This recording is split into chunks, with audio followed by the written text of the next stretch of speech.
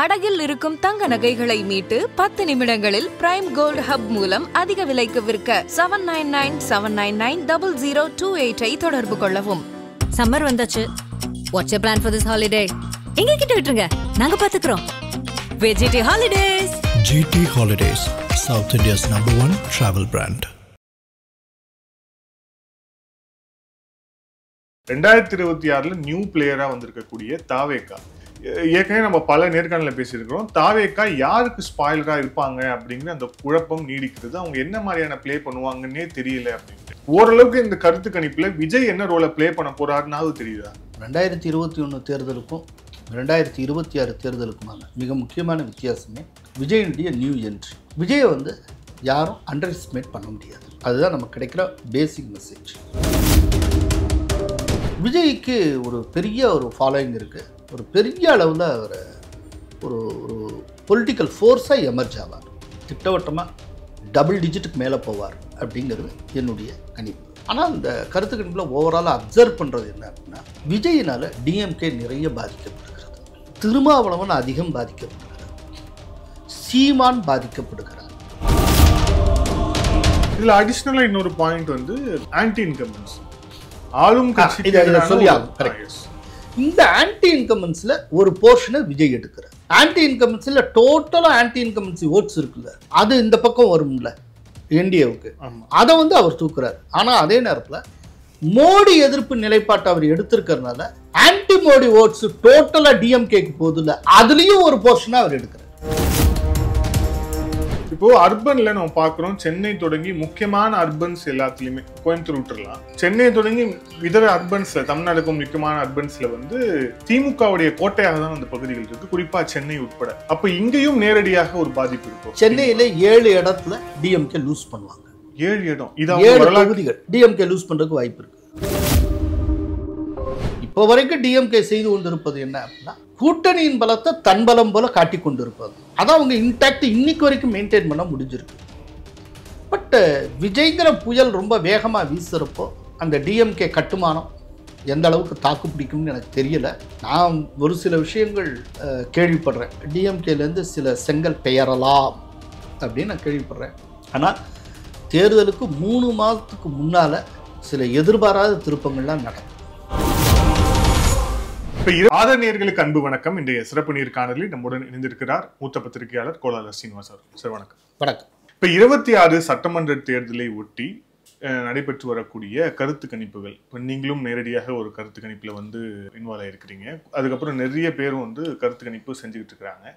ஓவராலா நம்ம அந்த டேட்டாக்குள்ள தொகுதி வைஸா போறதுக்கு முன்பாக இந்த கருத்து கணிப்புடைய முடிவுகள்ல என்ன மாதிரியான புது விஷயங்களை நீங்க ரீட் பண்றீங்க சார்? மிக குறிப்பாக 2026 நியூ பிளேயரா வந்திருக்கக்கூடிய தாவேகா.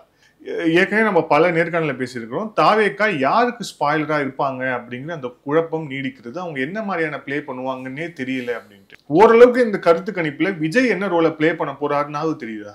2021 தேர்தலுக்கும் 2026 தேர்தலுக்குமான மிக முக்கியமான வித்தியாசமே விஜயனுடைய நியூ என்ட்ரி. 2021 அப்படி ஒன்று கிடையாது, நியூ பிளேயர் கிடையாது. இங்கே அவர் வர்றார். விஜயை யாரும் அண்டர் எஸ்டிமேட் பண்ண முடியாது. அதுதான் நமக்கு கிடைக்கிற பேசிக் மெசேஜ். விஜய்க்கு ஒரு பெரிய ஃபாலோயிங் இருக்குது. ஒரு பெரிய அளவில் அவர் ஒரு பொலிட்டிக்கல் ஃபோர்ஸாக எமர்ஜ் ஆவார். திட்டவட்டமாக டபுள் டிஜிட்டுக்கு மேலே போவார் அப்படிங்கிறது என்னுடைய கணிப்பு. அதை தாண்டி சில முக்கியமான விஷயம் இருக்குது. இப்போ நாங்கள் கருத்து கணிப்பில் பார்க்குற விஷயம், அதனுடைய ரிசல்ட்டை நான் சொல்ல விரும்பலை, ஏன்னா இப்போ தான் வந்துக்கிட்டு இருக்க, சொல்லவும் கூடாது. ஆனால் இந்த கருத்து கணிப்பில் ஓவராலாக அப்சர்வ் பண்ணுறது என்ன அப்படின்னா, விஜயினால் டிஎம்கே நிறைய பாதிக்கப்படுகிறது, திருமாவளவன் அதிகம் பாதிக்கப்படுகிறார், சீமான் பாதிக்கப்படுகிறார், என்டிஏல இருக்கக்கூடிய கட்சி குறைவான அளவுக்கு பாதிக்கப்படுகிறது. ஆனால் என்டிஏவுக்கு பாதிப்பு இருக்குது. அது எப்படிங்கிறது சொல்றேன். ஸோ விஜயால அதிகம் பாதிக்கப்பட கட்சி திமுக, டிஎம்கே. அது எப்படிங்கிறது சொல்றேன். இப்போ இந்த கருத்து கணிப்புல முஸ்லீம்ஸ் இருக்கிற இடத்துல விஜய்க்கு கிடைக்கிற வாக்கு சதவீதம் குறைவா இருக்கு. 6%, 5% இருக்கு. இதே இது பாளையங்கோட்டை இல்லாட்டி திருநெல்வேலி ஏரியாவில் கிறிஸ்டியன்ஸ் அதிகமாக இருக்கிற ஒரு இடத்துல போனால் விஜய்க்கு வந்து ஓவர்வெல்மிங்காக இருக்கு. விஜய்க்கு அங்கெல்லாம் பார்த்தீங்கன்னா 19%, 18% இப்படியெல்லாம் இருக்கு. அப்போ இது கொடுக்கக்கூடிய ஒரு முக்கியமான மெசேஜ் என்ன அப்படின்னா, 2019 மக்களவைத் தேர்தலுக்கு பிறகு முதன்முறையாக சிறுபான்மையினர் ஓட்டு 2ஆ ஸ்பிளிட் ஆகுது. முஸ்லிம்ஸ் இன்டாக்டா அப்படியே டிஎம்கேக்கு போடுறாங்க. இதில் வந்து விஜயனுடைய தீவிர ரசிகர்களாக இருக்கக்கூடிய முஸ்லீம்கள் வந்து விஜய்க்கு போடலாம். இன் ஜென்ரல் முஸ்லீம்ஸை டிஎம்கேக்கு ஓட்டு போடுறாங்க. கிறிஸ்டியன்ஸ் ஓட்டு வந்து டிஎம்கேக்கும் விஜய்க்குமாக பிரிக்கிறது. இப்போ இந்த சிறுபான்மையினர் ஓட்டு 10% இருக்குல்ல, இந்த 10% அப்படியே அள்ளி ஓசிக்கு டிஎம்கே பேக்கெட்டில் போட்டுக்கிட்டு இருந்ததில்ல, ஒரு எஃபர்ட்டே எடுக்காமல் போகிற போக்கில் ஒரு டிஃபால்ட்டாக அவங்களுக்கு கிடச்சிட்டு இருந்ததில்ல, இப்போ அதில் வந்து கட்டு விழுது. சிறுபான்மையினர் ஓட்டில் அந்த கிறிஸ்டியன்ஸ் ஓட்டு வந்து நிறைய ஸ்பிளிட் ஆகுது, அது விஜயை நோக்கி போகிறது. கிறிஸ்டியன்ஸை பொறுத்தளவில் விஜயை வந்து அவங்க ஜோசப் விஜயா பார்க்குறாங்க. இன்னைக்கு வரைக்கும் ஒரு கிறிஸ்டியன் சமூகத்திலிருந்து ஒரு பேன் தமிழ்நாடு லீடர்னு ஒருத்தர் எமர்ஜ் ஆனது இல்லை. இன்னைக்கு எமர்ஜ் ஆவார் அப்படிங்கிற மாதிரி இருக்கிறப்போ அந்த ஒரு வாய்ப்புக்கு எதிராக கிறிஸ்டியன்ஸே இருந்துடக்கூடாதுன்னு கிறிஸ்டியன்ஸ் நினைக்கிறாங்க. நம்ம இதுலேருந்து ஒருத்தர் எமர்ஜ் ஆகிறாரு அப்படிங்கிறப்ப நம்ம ஆதரிக்க கடமைப்பட்டிருக்கோமா இல்லையா? ஏன்னா ஒரு சிறுபான்மை சமூகத்தை சார்ந்த ஒருத்தர் வந்து தமிழகத்தின் தலைவராக எப்போதுமே எமர்ஜ் ஆனதில்லை. இப்போ ஆந்திராவில் கூட நடந்திருக்கு. திருப்பதி இருக்கக்கூடிய ஆந்திராவில் கூட கிறிஸ்துவரான ஜெகன்மோகன் ரெட்டி சீஃப் மினிஸ்டராக இருந்திருக்கார். தமிழ்நாட்டில் இன்னைக்கு வரைக்கும் ஒரு கிறிஸ்டியன் சிஎம்மாக இருந்ததே கிடையாது. அப்படிங்கிறப்போ அந்த மாதிரியான ஒரு ஃபேஸ் இன்னைக்கு விஜய், ஜோசப் விஜய், அவர் ஜோசப் விஜய்னே அவர் போட்டிருக்காரு இதுக்கு முன்னால், நானா சொல்லலை, அந்த பேர்லேயே அவர் வந்து இதுக்கு முன்னால் லெட்டர் பேடில் வெளியிட்டது உண்டு. ஸோ கிறிஸ்டியன்ஸ் அதை ரொம்ப தீவிரமாக பார்க்குறாங்க. அதனால் சிறுபான்மையினர் ஓட்டு வந்து உடையுது. இது ஒன்று. இது டிஎம்கேக்கு கிடைக்கிற ஒரு செட்பேக். இது ஒன்று. ரெண்டாவது ரொம்ப முக்கியம், விஜய் பெறக்கூடிய வாக்குகளில் பெருமளவு வாக்குகள் யார்கிட்டேருந்து வருதுன்னா 18 வயசுலேருந்து 40 வயசுக்கு உட்பட்ட பெண்கள்கிட்டேருந்து வருது. ரொம்ப காலத்துக்கு பிறகு இப்போ தான் மகளிர் உரிமை தொகை அது இதுன்னு கொடுத்து தாய்க்குலத்தின் ஓட்டை வந்து முழுமையாக கவர் பண்ணிட்டோம் அப்படின்னு டிஎம்கே மகிழ்ச்சி அடையக்கூடிய தருணத்தில் விஜய் வந்து தாய்க்குலத்தின் வாக்குகளில் பெருமளவாக அள்ளிட்டு போகிறார். இப்போ அது டிஎம்கேக்கு விழக்கூடிய இரண்டாவது அடி. இந்த ரெண்டும் ஒரு மேஜர். சரி, இது தவிர மூணாவது first time voters and youngsters அந்த ஓட்டை பெருமளவு அவரை கொண்டு வர்றார். இந்த தடவை சீமான் தனித்து போட்டியிட்டார். அவர் கடைசியாக 8% மேலே வாங்கினார். இந்த தடவை 4 to 5% தான் வாங்குவார். என்னென்னா அவரால் சீமானுக்கு ஒரு பெரிய பாதிப்பு இருக்குது. இப்போ கோயம்புத்தூரில் கொடிசியா மைதானத்தில் பேசுகிறப்ப நாங்கள் தனித்து போட்டின்னு சொல்லி சீமான் சொல்லியிருக்கிறார். அது எந்த அளவுக்கு சரியான முடிவுன்னு எனக்கு தெரியல. அதாவது 2 ஆளுமைகள், கருணாநிதி, ஜெயலலிதா, இந்த 2 ஆளுமைகள் இருந்தப்போ 2016 தேர்தலில் சீமான் வாங்கினது வெறும் 1%. 2019 ஒரு 3% மேலே பெற்றார். 2021 சட்டப்பேரவை தேர்தலில் 6% ப்ளஸ் பெற்றார். 2024 மக்களவை தேர்தலில் 8% பெற்றிருக்கிறார். ஸோ கலைஞர் ஜெயலலிதா மறைவுக்கு பிறகுதான் சீமானுடைய வளர்ச்சி. ஸோ இந்த 2 ஆளுமைகளும் இல்லாத நிலையில் ஏற்பட்டிருக்கக்கூடிய ஏதோ ஒரு ஸ்பேஸை சீமான் வந்து குறைவான அளவில் ஃபில்அப் பண்ணிட்டு வந்திருக்கார். அதில் ஒரு வளர்ச்சியை அவர் காட்டியிருக்கிறார். ஆனால் இந்த முறை அவருடைய ஓட்டுகளில் பெருமளவு ஓட்டை சீமான் இழப்பார் விஜயினால். ஏன்னா சீமானுடைய டார்கெட் ஆடியன்ஸ் எதுவோ அதுதான் விஜய்க்கும் பெருமளவு போகிறது. அதனால சீமானுக்கு ஒரு பாதிப்பு இருக்கு. இதுலேருந்து தப்பிக்கணும்னா சீமான் வந்து ஏதேனும் கூட்டணிக்குள்ளே வந்தாகும். இது ஒன்று. இதற்கு அடுத்தது ரொம்ப முக்கியம், எஸ்சி எஸ்டி ஓட்டு பெருமளவு விஜய்க்கு செல்லுகிறது. இது திருமாவளவனுக்கு நல்ல செய்தி அல்ல, இது அவருக்கு கெட்ட செய்தி. இப்போது அதுவும் குறிப்பாக அந்த எஸ்சி எஸ்டி ஓட்ஸு பெருமளவு எங்கே போகுது அப்படின்னா தமிழகத்தினுடைய வடக்கு பகுதியில் தான். ஸோ இவர் திருமாவளவனுடைய கோர் ஓட் பேங்க் எங்க இருக்கோ அந்த இடத்துல விஜய் கை வைக்கிறார். இப்போ திருமாவுக்கு அவருடைய ஓட் பேங்க் பெருமளவு அடி வாங்குதுன்னா அதனுடைய பொருள் என்ன? டிஎம்கே கூட்டணிக்கு குறையுதுன்னு அர்த்தம். ஏன்னா திருமா டிஎம்கே கூட்டணி தானே இருக்காரு. அப்படிங்கிறப்போ இப்போ வடக்குல வந்து டிஎம்கே போட்டியிடக்கூடிய தொகுதிகளில் திருமாவுடைய ஆதரவாளர்கள் யாருக்கு போடுவாங்க? டிஎம்கேக்கு தானே போடுவாங்க. இப்போ அந்த ஆதரவாளர்கள் பெரும்பகுதியின பிரிஞ்சு போய் விஜய்க்கு போடுறாங்கன்னு வச்சுப்போம். அப்போ யாருக்கு லாஸ்? DMK alliance. அதனால தான் சொல்கிறேன், டிஎம்கேக்கு ஒரு பெரிய செட்பேக்காக அவர் உருவாக்குவார். 2006 2009 விஜயகாந்த் அதிமுகவுக்கு என்ன பாதிப்பை உருவாக்கினாரோ அதே போன்ற பாதிப்பை டிஎம்கேக்கு இந்த தடவை விஜய் உருவாக்க போகிறார். இதுல அடிஷனலா இன்னொரு பாயிண்ட் வந்து ஆன்டி இன்கம்பன்சி. ஆளும் கட்சி சொல்லி ஆகும். இந்த ஆன்டி இன்கம்பன்ஸ்ல ஒரு போர்ஷனை விஜய் எடுக்கிறார், விஜய் தூக்குறார். நான் ஏற்கனவே சொன்னேன் இல்லையா, இந்தியாவுக்கு ஒரு பாதிப்பு இருக்குன்னு, அது இந்த ஏரியா தான். ஆன்டி இன்கம்பன்சில டோட்டலா ஆன்டி இன்கம்பன்சி ஓட்ஸ் இருக்குல்ல, அது இந்த பக்கம் வரும்ல என்டிஏவுக்கு, அதை வந்து அவர் தூக்குறாரு. ஆனா அதே நேரத்தில் மோடி எதிர்ப்பு நிலைப்பாட்டை அவர் எடுத்திருக்கிறதுனால ஆன்டி மோடி ஓட்ஸ் டோட்டலா டிஎம்கேக்கு போகுதுல்ல, அதுலயும் ஒரு போர்ஷனை அவர் எடுக்கிறார். அதுலயும் டிஎம்கேக்கு குறையுது வாக்கு. இல்லை இன்னொன்று ரொம்ப ஆச்சரியமான விஷயம், விஜய்க்கு உண்டான ஓட்டுல பெரும்பகுதி ஓட்டு நகர்ப்புறத்துல தான் கிடைக்குது, அர்பன்ல தான். ரூரல்ல ரொம்ப குறைவா இருக்கு. இப்போ கடலூருங்கிற நகர்பகுதியில விஜய்க்கு பிரமாதமா இருக்கு. ஆனா அந்த கடலூரை சுத்தின ரூரல் ஏரியாவுக்கு போயிட்டா குறையுது, ரொம்ப விசிபிளா நமக்கு தெரியுது. இப்போ நகர்ப்புறத்துல இருக்க ஓட்ட பெருமளவு ஒரு கை வைக்கிறார் அப்படின்னா அது டிஎம்கேக்கு மோசமான விஷயம். இப்போ வந்து வில்லேஜ் சார்ந்து ரூரல் சார்ந்து அந்த இடத்துல விஜய் ரொம்ப பெரிய ரோல் பிளே பண்ணார்னா ஏடிஎம்கேக்கு எதிரான தகவல். ஏன்னா ஏடிஎம்கேயோட மாஸ் வந்து ரூரல் மாஸ். ஆனால் விஜயுடைய செல்வாக்கு ரூரல் ஏரியால ரொம்ப குறைவா இருக்கு, அர்பன்ல ரொம்ப கூடுதலா இருக்கு. இதுவும் டிஎம்கேக்கு எதிரான ஒரு விஷயம். இதுல ஒரு எண்ணி 10-12 தொகுதிகளில் சீமானும் விஜயும் ஒரே மாதிரி ஓட்டு வாங்குறாங்க. கொஞ்சம் இந்த தமிழகத்தின் மத்திய பகுதியிலேருந்து சவுத் வரைக்கும் உண்டான ஒரு சில தொகுதிகளில் இப்போ வந்து சீமான் ஒரு 6.5% வாங்குறான்னா இவர் 6.25%, இவர் 5.5%, அவர் 5.25%, இந்த மாதிரி சமமாக. அப்படி எந்த இடத்துல சீமானும் விஜயும் சமமாக வாங்குறாங்களோ அந்த இடத்துல ஃபுல்லாக டிஎம்கேக்கும் ஏடிஎம்கே கூட்டணிக்குமான வாக்கு வித்தியாசம் சமமாக இருக்கு.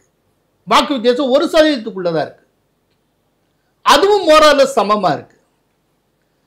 எங்கெல்லாம் விஜய் மிக அதிகமாக வாங்குகிறாரோ அங்கெல்லாம் டிஎம்கே படுதோல்வி அடைகிறது. டிஎம்கேக்கு ஏடிஎம்கேக்கு இடையிலான வித்தியாசம் அந்த மாதிரி கான்ஸ்டன்ட் 5%க்கு அதிகமா இருக்கு. அப்படிங்கிறப்போ விஜய் கூடுதலாக வாக்குகளை பெற பெற டிஎம்கே தோற்கிறது. இது எங்களுடைய கருத்து கணிப்புகள் எங்களுக்கு சொல்லுது. அவர் கூடுதலாக பெற பெற திமுக தெரியுது. அதான் சொல்லு, விஜய் எந்த இடத்துல கூடுதலாக வாக்குகளை பெறாரோ அந்த இடத்துல டிஎம்கே 5%க்கு கீழே போகுது. அதாவது டிஎம்கேக்கு ஏடிஎம்கேக்கான வித்தியாசத்தில் டிஎம்கே 5% குறைவாக பெறுகிறது. இப்போ 40% ஏடிஎம்கே பெற்றிருக்குன்னா டிஎம்கேக்கு 35%, 34%. ஸோ ஏடிஎம்கே லீடு எடுக்குது 5%, 6% லீடெல்லாம். ஒரு சில இடத்துல 10% லீடெல்லாம் போகுது. இல்லை இப்போ நீங்கள் சொல்ற வச்சு பார்த்தோம் அப்படின்னா விஜய் வந்த பிறகு ஒரு லெவல் பிளேயிங் ஃபீல்டு அப்படிங்கிறது உருவாயிருக்கும். ஏன்னா இதுக்கு முன்னாடி இருந்த தேர்தல்களில் பாஜகவுடன் அதிமுக கூட்டணி வச்சுச்சு அப்படிங்கிற சிறுபான்மையினர் இல்லை. லெவல் பிளேயிங் ஃபீல்டு உருவாயிருக்கு அப்படிங்கிறது அது எப்போ கன்ஃபார்ம் ஆகும்னா விஜய்க்கு ஒரு தெளிவான கூட்டணி ஒன்று உருவாச்சுன்னு வைங்க விஜய் தலைமையில், அப்போ லெவல் பிளேயிங் ரொம்ப பர்ஃபெக்டாக இருக்கும். இல்லை, நான் லெவல் பிளேயிங் ஃபீல்டு கேட்டது என்னன்னா தொடர்ச்சியான வந்த விமர்சனங்கள் என்ன அப்படின்னா அதிமுக திமுக கூட்டணி, அதிமுக கூட்டணியில் பாஜக இருக்கிறதால சிறுபான்மையினர் ஓட்டு வந்து வர்றதில்லை. ஸோ திமுக கூட்டணி எடுத்த உடனே ஒரு 15%லேருந்து ஆரம்பிக்கிறாங்க, இவங்க வந்து அதுக்கப்புறம் தான் ஆரம்பிக்கிறாங்க அப்படிங்கிற அந்த தோற்றம் இருந்தில்லை. இப்போ விஜய் வந்ததால அது பேலன்ஸ் ஆயிருக்கான்னு கேட்க. எஸ், அது பேலன்ஸ் ஆயிருக்கு. அது வந்து பேலன்ஸ் ஆயிருக்குன்னு சொல்ல முடியாது, குறைஞ்சிருக்கு. அந்த அட்வான்டேஜ் குறைஞ்சிருக்கு. டிஎம்கேக்கு. ம். முன்னால் ஃப்ரீயாக ஓசிக்கு ஒரு 10% கிடச்சிருச்சுல, இப்போ அதுக்கான உத்தரவாதம் இல்லை. 5%க்கான உத்தரவாதம் இருக்குது. முஸ்லிம்கள் ஓட்டுக்கான உத்தரவாதம் டிஎம்கேக்கு இருக்கு. கிறிஸ்தவர்கள் ஓட்டுக்கான உத்தரவாதம் இல்லை.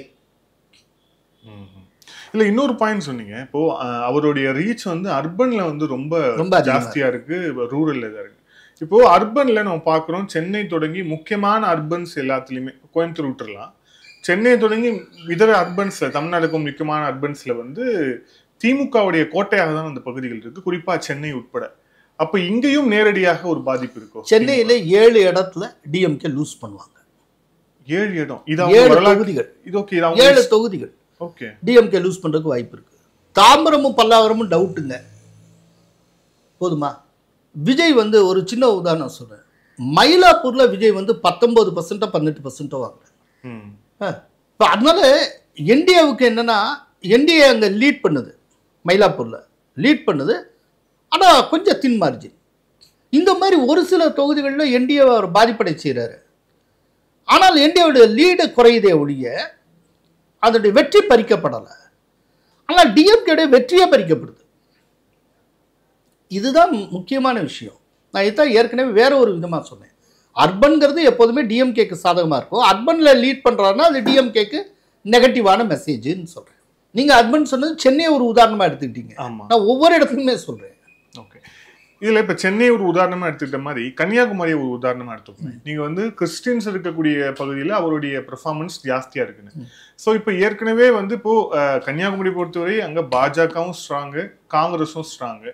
ஸோ அவங்களும் 2 திராவிட கட்சிகள் சேர்ந்தா எப்படி இருக்குன்னு நம்ம பார்க்குறோம். இப்போது அங்கே கிறிஸ்துவர்கள் ஜாஸ்தியாக இருக்காங்க, 50% மேலே வந்து கிறிஸ்துவர்கள் இருக்காங்க, மாவட்டம் குமரி மாவட்டம்.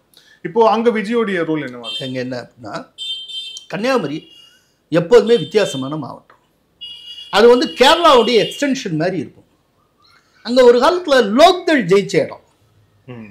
யாருக்கா லோக்தள் தெரியுமா? லோக்தள் ஜெயிச்ச இடம். தனிச்சு போட்டியிட்டு சுயேட்சையாக இந்து முன்னணி கேண்டிடேட்டு பத்மநாபபுரத்தில் ஜெயிச்ச இடம். அது ரொம்ப வித்தியாசமானது.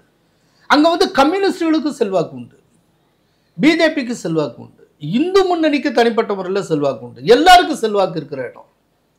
அப்போ கன்னியாகுமரி மாவட்டத்தில் மட்டும் எப்படின்னா கூட்டணி தான் பேசும், கூட்டணி பேசும். ஆனால் கன்னியாகுமரி மாவட்டத்தில் ஒரு சின்ன எட்ஜோவர் டிஎம்கேக்கு இருக்கு. அந்த இடத்துல வந்து உங்களுக்கு விஜயனுடைய ரோல்னு பெருசா இல்லை. ஏன்னா அது கிறிஸ்டியன்ஸ் அதிகமாக இருக்கிற பகுதியாக இருந்தாலும் அது பெருமளவு ரூரலாகவும் இருக்கிற பகுதி. ஓகே, அது வந்து ரொம்ப முக்கியமானது. ஸோ இப்போ ரூரலில் அவர் பாதிப்பை வந்து ஏற்படுத்துறது. இப்போ ஒரு உதாரணம் சொல்றேன், கோயம்புத்தூர் எடுத்துக்கோங்க. கோயம்புத்தூர் சிட்டிக்குள்ள ஒரு பெரிய தாக்கத்தை விஜய் ஏற்படுத்துறாரு. சுற்றி இருக்கக்கூடிய ரூரல் கான்ஸ்டிடியூன்சிஸ்ல அந்த அளவுக்கு இல்லை. இப்படிலாம் இருக்கு. இப்போ இந்த ஓவராலாக இந்த கருத்து கணிப்புகள் அப்படிங்கிறத தாண்டி இப்போ சாணக்கியா அவங்களும் வந்து கருத்து கணிப்பு எடுத்திருக்கிறாங்க. அதில் வந்து 41% வந்து கொடுத்துருக்குறாங்க, அதிமுகவுக்கு கொடுத்துருக்காங்க அப்படிங்கிறத பார்க்குறோம். இன்னைக்கு தேர்தல் நடந்தால் 41% வந்து தயாராக இருக்கிறாங்க அதிமுகவுக்கு போடுறதுக்கு அப்படின்னு சொல்லி தயாராக இருக்காங்கன்னு சொல்லி அவங்க கொடுத்துருக்குறாங்க. அதில் உங்களுடைய டேக்கு? சார், லீடு எடுக்கிறது என்டிஏ தான் சார். ஓவராலாக லீடு எடுக்கிறது என்டிஏ. ஆனால் இதில் ஒரு தகவல் இப்போ நாங்கள் எடுத்திருக்க கருத்து கணிப்பில் என்னென்னா நெக்காக இருக்குது. பட் எனிஹவ் லீடு வந்து என்டிஏ மெஜாரிட்டியை நோக்கி போகுது, ரைட்டா? ஆனால் இந்த கூட்டணின்னு அனௌன்ஸ் பண்ண நிலையில், கூட்டணின்னு சொல்லியிருக்கிற நிலையில் ஒரு வருஷத்துக்கு முன்னால் எடுக்கப்பட்ட சர்வே. இதை நாங்கள் சர்வே எடுக்கிறப்பவே பாட்டாளி மக்கள் கட்சி கூட்டணியில் இல்லைங்கிற மாதிரியான புரிதல்லையே தான் இந்த கருத்து கணிப்பை நடத்தணும். அதையே சொல்லிட்டு தான் பண்ணியிருக்கோம், பிஎம்கே விட்டுட்டே பண்ணியிருக்கோம். அப்படி பண்ணியே இங்கே வந்து இந்த மாதிரி இருக்கு. சில இடம்லாம் தமிழகத்துடைய மேற்கு பகுதியில் ஒரு சில இடத்துல சில ஒண்டர்ஸ்லாம் நடக்குது. இப்போ கிருஷ்ணகிரி மாவட்டத்தில் போன தடவை 3 தொகுதி ஏடிஎம்கே 3 டிஎம்கே வந்தது. இந்த தடவை கிருஷ்ணகிரி மாவட்டத்தில் 6க்கு 6 ஏடிஎம்கே ஸ்வீப் பண்ணும் போல இருக்கு. அப்படிலாம் இருக்குது நிறைய. அதனால ஒரு பெரிய ஒண்டர் காத்துக்கிட்டு இருக்கு. இன்னும் 1 வருஷம் டைம் இருக்குது. இந்த 1 வருஷத்தில் இப்போ தான் களத்தில் இறங்க ஆரம்பித்திருக்கிறார் விஜய். அவர் வந்து இறங்கி ஒரு பெரும் புயலை கிளப்பி ஒரு பெரிய அளவில் பர்செப்ஷனை உருவாக்கி ஒரு பெரும் நம்பிக்கை அவர் உருவாக்கிட்டாருவீங்க. அவர் என்னமோ புயல் மாதிரி போயிட்டு இருக்காரு, என்னடா அது அப்படின்னு பிரமிக்க வச்சுட்டாருன்னா அநேகமாக டிஎம்கே கூட்டணியில் இருக்கக்கூடிய ஒரு சில கட்சிகள் வேறு விதமாகவும் சிந்திக்கக்கூடும். இல்லை டிஎம்கேல இருக்கக்கூடிய இப்போ கூட்டணி கட்டமைப்பில் ஒரு செங்கல் வெளியில் வந்தால் கூட டிஎம்கேட பலம், அந்த கூட்டணி பலம் குன்றி போகும், பெரிய அளவில் தாக்கத்தை உருவாக்கும். அந்த ஒரு செங்கல் பெயர்ந்து என்டிஏவுக்குள்ளே வரணுங்கிற அவசியம் இல்லை, அது பெயர்ந்து வேறு எங்கே போனாலுமே டிஎம்கே பெரிய சிக்கல்ல மாட்டிக்கும். இப்போ வரைக்கும் டிஎம்கே செய்து கொண்டிருப்பது என்ன அப்படின்னா கூட்டணியின் பலத்தை தன் பலம் போல காட்டி கொண்டிருப்பது. அதான் அவங்க இன்டாக்ட் இன்னைக்கு வரைக்கும் மெயின்டைன் பண்ண முடிஞ்சிருக்கு. பட் விஜய்ங்கிற புயல் ரொம்ப வேகமாக வீசுகிறப்போ அந்த டிஎம்கே கட்டுமானம் எந்த அளவுக்கு தாக்கு பிடிக்கும்னு எனக்கு தெரியலை. நான் ஒரு சில விஷயங்கள் கேள்விப்படுறேன். பிஹைண்ட் த ஸ்க்ரீன் ஆப்ரேஷன்ஸ் சில பேர் பண்ணிகிட்டு இருக்காங்க, எனக்கு தெரியும். அதில் டிஎம்கேலேருந்து சில செங்கல் பெயரலாம் அப்படின்னு நான் கேள்விப்படுறேன். இது எப்படி என்னங்கிறத பொறுத்திருந்து பார்க்கலாம். ஆனால் தேர்தலுக்கு 3 மாதத்துக்கு முன்னால் சில எதிர்பாராத திருப்பங்கள்லாம் நடக்கும். இந்த ஒரு விஷயம் முத்தாய்ப்பாக சொல்ல விரும்புகிறது என்ன அப்படின்னா, விஜய் தனித்து வெளியே நின்னாலும் சரி, விஜய் தலைமையில் ஒரு கூட்டணி அமைந்தாலும் சரி, இந்த ரெண்டும் போக 3வது ஆப்ஷனும் விஜய் திடீர்னு என்டிஏவுக்குள்ளே வரான்னு வச்சுப்போம், அப்படி வந்தாலும் சரி, எப்படினாலும் லாபம் என்டிஏவுக்கு. விஜய் தலைமையில் ஒரு கூட்டணி அமைஞ்சு டிஎம்கே சைடில் இருக்கக்கூடிய கட்சி 1-2 இங்கே வந்தாலும் டிஎம்கே பலவீனம் அடையும். அப்போது இந்த விஜயோட சேரக்கூடிய அந்த கட்சிகளுடைய இதையும் சேர்த்தால் கிட்டத்தட்ட 20% அது வரும். அப்போது டிஎம்கே ஒரு 25%க்குள்ளே தான் இருக்கும். இந்த 2 பேரும் குறையிறப்போ இது ஸ்வீப் பண்ணும் என்டிஏ. இல்லை விஜய் தனியாக தான் நிற்க போகிறாரு, யாரோடையும் இல்லை அப்படின்னாலுமே, இப்போ அதனுடைய தாக்கத்தை பற்றி தான் பில்டராக சொல்லிட்டு இருந்தேன், அப்படின்னாலும் என்டிஏவுக்கு லாபம். ஒருவேளை விஜய் இந்த 2 ஆப்ஷனை விட்டுட்டு என்டிஏவுக்குள்ளே வர்றதுன்னு ஒரு முடிவு எடுத்துட்டான்னு கேட்கவே வேண்டாம், முடிஞ்சது, ஜோலி முடிஞ்சது, அவ்வளோ. நன்றி சார். பொலிட்டிக்கல் வில்ஜன், thank you sir. Thank you so much. நன்றி.